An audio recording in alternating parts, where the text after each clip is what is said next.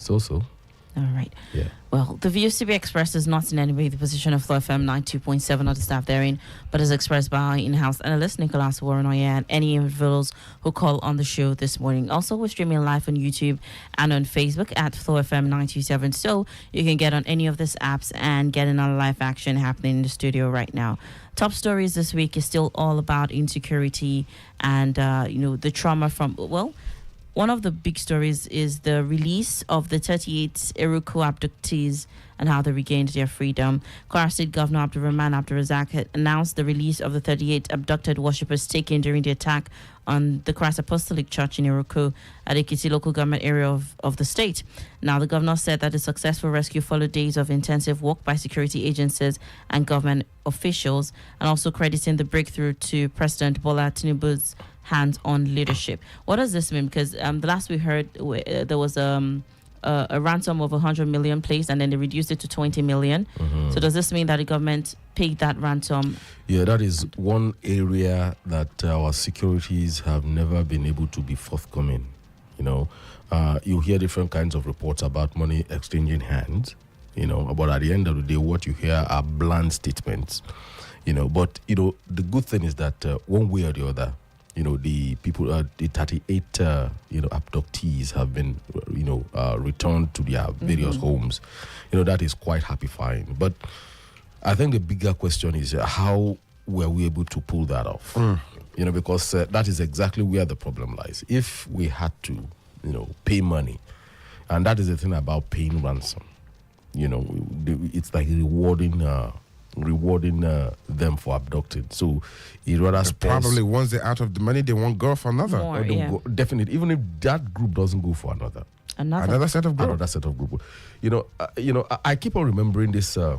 This interview I had with the current CP, the current Commissioner of Police in Kwara State, that one of the messages intercepted, in their operations, against this bandits, was I think it was a text message, and when it was translated into English, what it said was that it was like a rousing call to other bandits from Zamfara to come into Kwara, because the thing is that when you kidnap one person in Kwara, he has a lot of relatives where you can raise money. So it's like they are so well connected, and so that's one of the things that makes Kwara attractive. So for an analyst like me, I'm bound to ask that question as to how, we're able to pull it off, because our stories, the kind of stories we're always used to is you see a lot of distressing footages from the camp of the bandits with, the abductees crying out for help, begging that please pay the money. We are suffering. This is what we are going through. And of course, at the same time, you are going to see these bandits, using, twigs, sticks to beat, abductees. These are kind of footage we used to see. But in this instance, we are spared that kind of agony.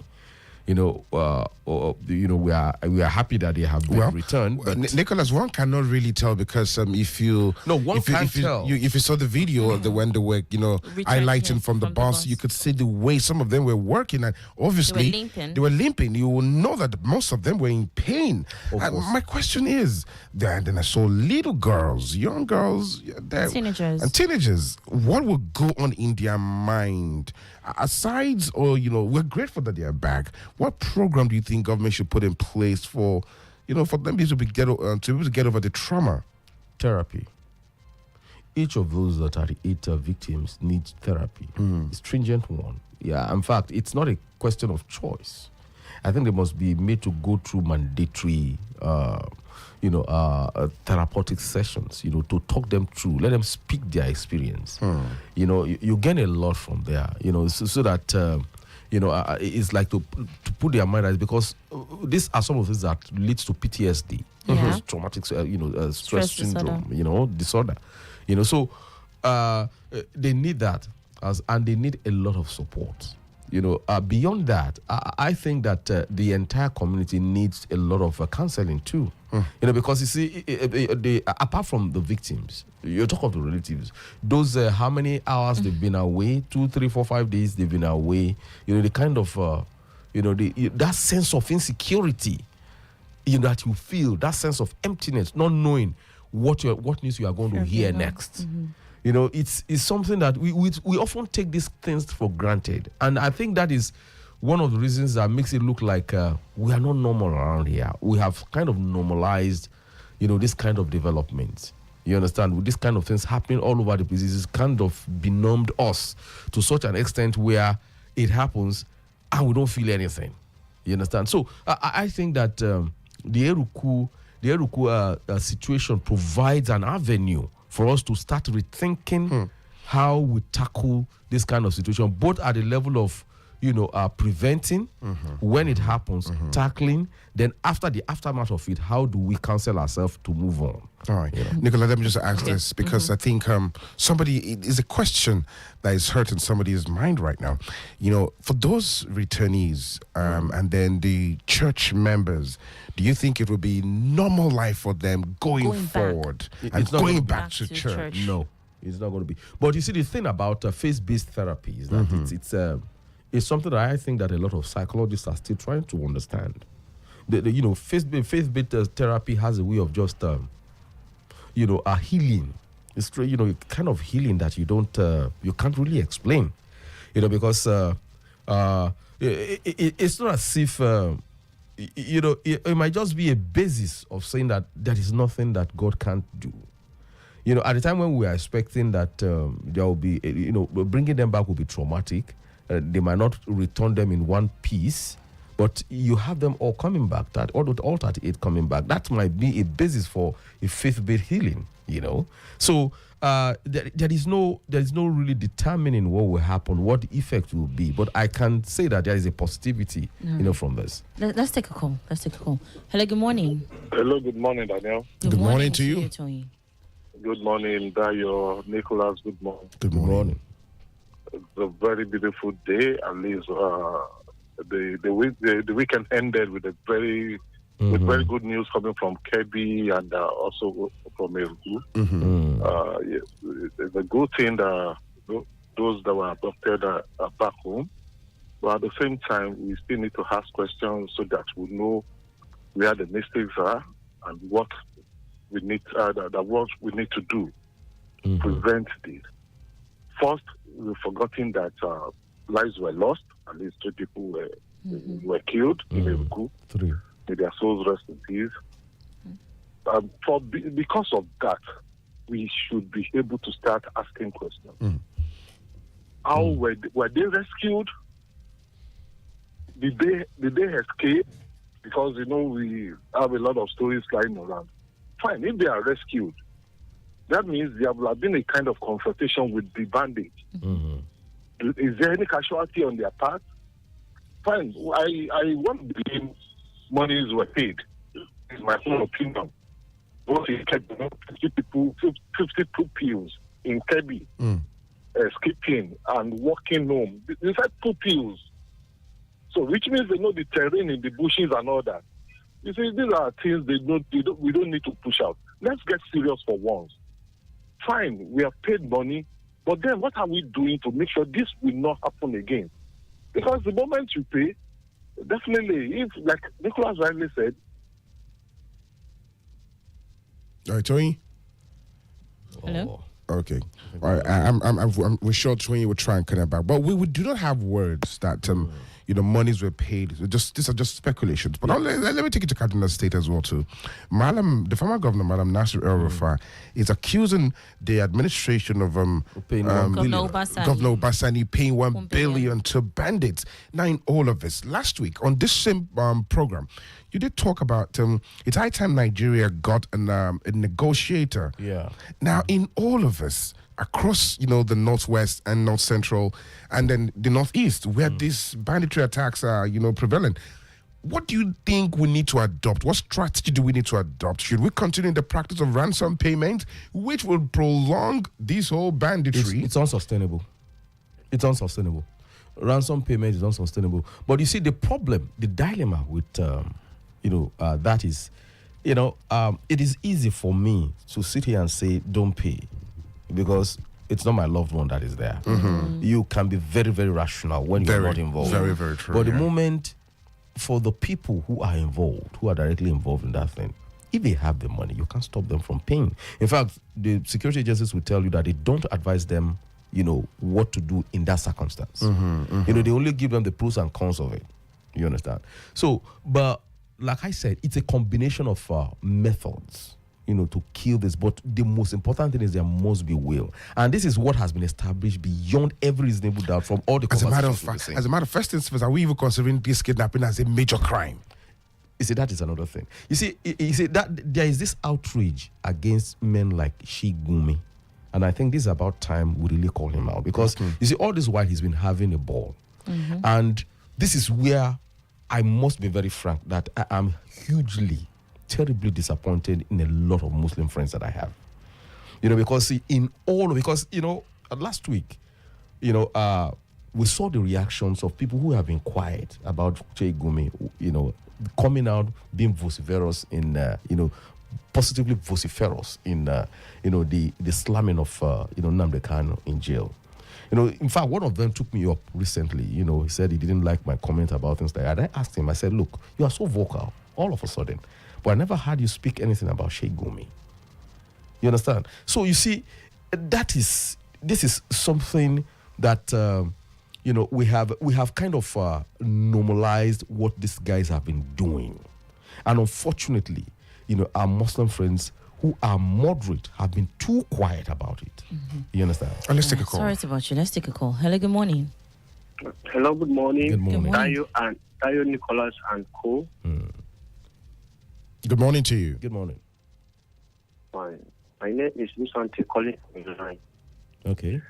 On the security issue we are facing as a nation, there are some certain key decisions that Mr. President have to make at this point. We are very glad that the adoptees at Iruku and some of the adoptees have escaped, those from Niger State, and those have been rescued from Zamfara. But that is not enough. You see, the problems that we are facing today as a developing nation has been faced by those developed countries. Like the decision of Donald Trump, U.S. president, to bomb those terrorists wherever they are in their bushes is a key decision that Mr. President has to invite. Because I remember very well that during President Muhammad Buhari's regime, there were some certain military in Nigeria. Those jets have ability to fly at a low altitude, at silent, without being detected by those bandits in the bush. So the solution to what we are facing today is simply to activate the president to give an order to our Navy, Nigerian Navy. I believe they already know their locations. And we cannot bomb them now because they have some of our adoptees. However, after intensifying efforts with our ground troops to rescue some of the adoptees who are still in detention, after that has been done, then the next thing to do is to bomb wherever they are in their various locations. Because continuous settlement of ransom will continue to encourage various groups to spring up and keep abducting our girls. So the solution is simply to locate wherever they are and bomb them. Once you bomb a particular location, they'll be afraid and they will start fleeing. They will know the Nigerian government is serious. Thank you. All right. Thank you so very that's much. The point. The guy just summarized what we were saying. He made a fine conclusion to what I was about to say. There must be will, and you see, in the process of growing that will, having that will, there has been a lot of impediments, and one of that big impediments is the kind of rhetorics coming from clerics, opinion molders, who actually should have steadied the hands of government. So like the case we just mentioned, you see, the moment you start having, conversations like we need to understand them, these people have been neglected, they feel marginalized, that's why they are doing the kind of things. So when you keep on having things like that, a very strong opinion molder saying things like that, and where you have people, that we look up to as religious leaders being quiet and silent, you understand? It will be extremely difficult for government to wield the big stick. All right. Hello, good morning. Hello? Hello? Yes, good morning. What is your name and where are you calling from? Okay, this is Michael from Ilorin. Michael, please go ahead with your comment. Okay, so at least we are receiving good news on the security situation, especially those that were abducted. So, like somebody said, we need to be on the other side to understand that even though security agency might say don't pay ransom, but the loved one is kidnapped, you have the way without. You will not even carry security agency along, and you go and do your own thing for the person to be released. I think, yes, there have been narratives that ransom have been paid all the while. So at times it's so difficult for us to separate when there's ransom paid and when there's no ransom paid. But we should also know that especially... Oh, what's wrong with the line? Hello? Are you there? Are you there?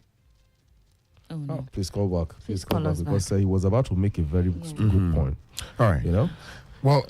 Looking at, we're still speculating that ransom has been paid, but the situation in Niger State where about 243 pupils and about 50 of them were able to escape, but they still have about 243 in custody. What does this now also mean that, ransom will be paid for this 243 people? No, we are not definitely whether ransom was paid. Okay. It could also be that maybe the weight of outrage,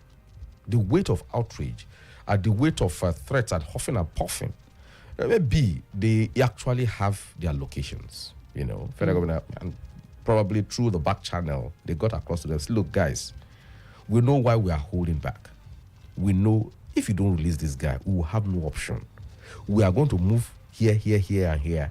If you don't release these people, it is possible within the, within the purview, within the, the capability of security agencies to have. So, but while 38 people from Miracle were being released, 13 teenage girls in Borno were also being captured.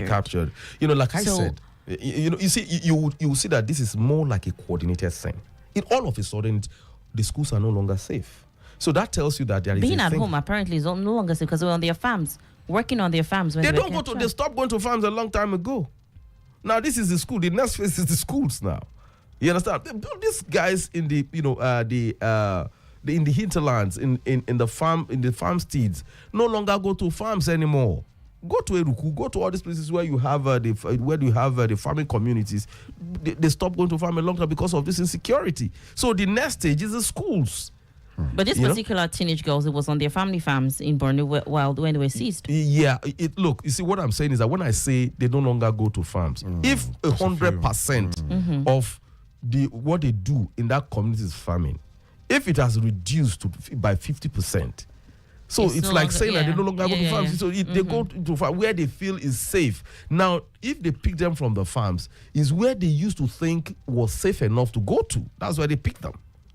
All right. We're still on this. Let's quickly take some contributions that we have on WhatsApp. All right. The release of the 38 abductees from the CAC Eriko attack is a welcome relief and a moment of joy for the people of Kwara State and Nigeria at large. The swift intervention of the Kwara State government and the proactive response of the federal government deserve commendation for securing the safe return of the victims. For the families of the freed abductees, this is a day of celebration and thanksgiving, yet it is equally a moment of sober reflection for those who lost loved ones in the tragic incident. My heartfelt condolences goes to the bereaved families. I pray that God grants them the strength to bear this painful and irreparable loss. However, the circumstances surrounding the victims' release raised important and worrying questions. It is widely believed that a ransom was involved, whether paid in cash or via electronic means. If so, Nigerians must seek why the perpetrators remain untraceable. In a nation that increasingly embraces digital systems and boasts significant growth in the information technology, it is troubling that kidnappers still operate with apparent ease and impunity. Even when the abductors cannot be located at the scene of the crime, modern technology should make it possible to track financial trails, communication patterns, or digital footprints connected to ransom payment. The continued inability to identify or apprehend these criminals highlights serious gaps in intelligence gathering and the effective use of available technological tools. One does not need to be a security expert to see that these criminals can be tracked when there is determination, coordination, and the right technical support. Even crime fiction from writers like James Hadley Chase shows how meticulous intelligence and persistence can unravel criminal networks. Real-world security agencies with the right training and equipment should be capable of doing far more. Nigeria's security personnel are courageous and committed, but they need more than bravery to confront today's technologically savvy criminals. They require modern tools, international standard training, and advanced equipment that can match the sophistication of contemporary crime. Investing in technology-driven security architecture and strengthening intelligence operations are no longer optional. They are urgent necessities. The Eruku incident should therefore not be viewed only as a victory, but as a reminder that Nigeria must rethink and modernize its security strategy, embracing technology, upgrading our security infrastructure, and empowering our operatives are essential steps towards protecting lives, securing communities, and restoring public confidence. The time to act is now. Uwerunonye Tunde from Tanker. All right, thank you very much. Thank you very much. Well said, and of course, he leads us into another conversation that away from, the relief that this, release has brought to the families, and of course, we stand in grief, and of course, commiserating with the families of those who lost their loved ones. And again, to the families of those who have been able to see their loved ones return, is a thing of joy. On the side of the government, is commendable. But again, it brings us to the big question. Going forward, how do we prevent this? Now here, the president, Bola Ahmed Tinubu, has directed the immediate withdrawal of all police officers attached to VIPs nationwide, ordering their redeployment to regular policing duties across communities. Now, the president said they had a very high-level meeting with security, chiefs over the weekend and all. This is not the first time, second time, third time that we've heard orders like this, come out. But again, is this going to be different? Because the statement says they should return to unpoliced areas. You see, well, maybe we should hope for a different this time around. You see, this is part of the unseriousness that global leaders have been, heckling about. That there's a lot of complicity on the part of government, in all these killings that we are talking about. That government has not shown enough seriousness, in dealing with it. So, there is every reason to believe that what the president is saying now is a result of that heat, that has been feeling, that probably led to the release of those 33, and of course the optimism that we're having that something will yield this time around. Because this time around it's not like as usual, the kind of orders that Buhari will give his IG and says he's surprised that he hasn't taken up to that thing, and everywhere will be quiet. Even if everywhere is quiet in Nigeria, there are people watching out there, and they are really threatening that they are going to stop all aid to Nigeria. And not only that, they might take offensive actions. And you see, for me, I think that, that kind of order is quite delayed in coming. What I would have seen, what I would have loved to see, is to see actual withdrawal of some of this, some of these police officers and security officers from, especially the ones around this Omunile we have in the FCT. All those guys that went to hassle, a soldier man doing his job. And the FCT, take those guys and take them to Sambisa Forest so they can. As a matter of fact, it's even embarrassing to see. You saw what happened at the Wadata Plaza. Yeah, exactly. You saw the number of policemen who were involved, and then. As a matter of fact, a sitting governor. I saw that. I don't know why we didn't talk about it. It pushed a woman. Pushed the woman out. A governor who was trying to gain entrance. The policemen were blocking on fact. Isn't that the police are now being factionalized? It's not one about, for one and against. It's the kind of confusion we have. The confusion that politicians create in an otherwise organized structure. Policemen were standing, were against themselves. Exactly. You see, that is in from the video. DSS, tapping, pushing at each other, and army pushing at each other. With Wike and the epicenter of it, police versus police in Wadata Plaza, and the governors and other politicians at the epicenter of it. So you see the kind of confusion that politicians are creating. Now with this order, such things solve these things. With this order that the president is giving now, will it include the police attached to places like that? There are some first line. Government officials that you need security around them. Number one, the governor, the president, the chief judge, for instance, the CJN. Those are critical, symbols that needs to be protected. You understand? But for me, a minister, all those, get one, in fact, you can even get a private vigilante to stay with those kind of people. Now, those guys are not high. Get this, some of these vigilantes that you see, all this kidnapping and we are talking about, all this, when they need to beat the bushes, is this vigilantes that the police put in front. They can do a better job than most of our police, those overfed police. Go and look at these average vigilante guys. But for these other people, away from the police officers that protect them, aren't there like security outfits who have people that they recruit who are into like bodyguarding and things like that? For them to be in charge of security for people like that. There is this police act that I read part of it. There are made provision for I think there is for private security, private security firms and things like that. Then of course the issue of state police. You see, this brings us back to that issue of state police. You understand? Imagine we have a state police, for instance. You understand? What would there be any need to attach any policeman when you have a state police that can, with well-armed state police officer guarding the governor?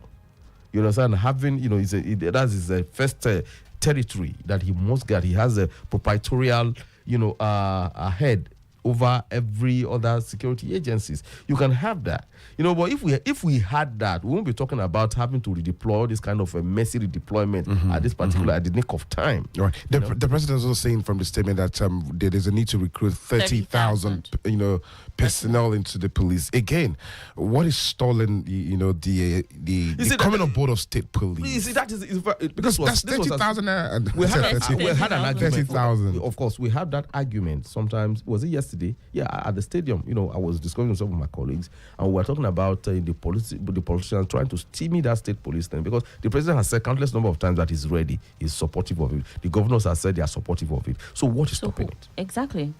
The assembly, I believe they have done the needful in terms of the law. So what is really stopping it? See, these are some of these seats, that leaves the members of the public in doubt, really. All right. Mike from Ilorin sent a message to complete his thoughts. He said, my conclusion is that insecurity in Kwara North is severely underreported. I've noticed that incidents in Kwara South receive more nationwide attention. Honestly, Edu, Patigi, and Baritin LGAs have been hit the worst, yet they remain underreported. This is the first time the police deployment is coming from the president and not the IG of police. Civil defense should be engaged by VIPs. Michael from Ilorin. Another message says, good morning, FlowFM and Mr. Nicholas. Why is the government running in circle like they don't know that they're in office? Terrorists kidnap innocent citizens and you find a way to get them released. You go back and relax for them to kidnap another so you can get them released again and again. Is this some sort of romance or unhealthy relationship between terrorists and the government? Something is fishy. Gabby from Offa, our time is fast spent. Your closing thoughts in a few seconds, please. Yeah, well, we are hoping to see more of this positive development as the week, draws to as we move to the end of the week. So that is just my hope. For the week. Let's hope that, because the 13 teenagers that were kidnapped and the remaining 243 people from Niger State. That would be fantastic. Yeah, it would be really fantastic. All right, the views expressed is not in any way the position of FlowFM 92.7 and the staff therein, but is expressed by our in-house analysts and the people who called and texted on the show this morning. I'm Danielle Shitta-Bey. I am Adeyemi. Good morning to you. You sweet like we can groove. FlowFM they play, I like your move. If you like say you sabi every tune.